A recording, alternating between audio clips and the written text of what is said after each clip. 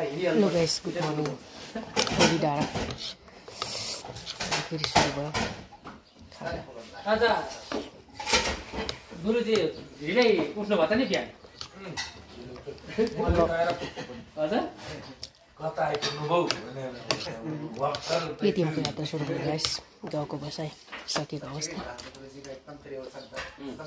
सही तरिकाले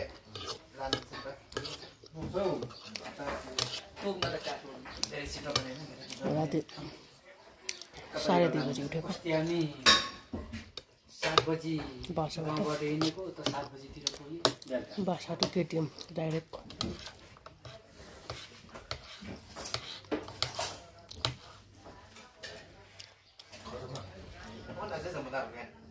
राम्रो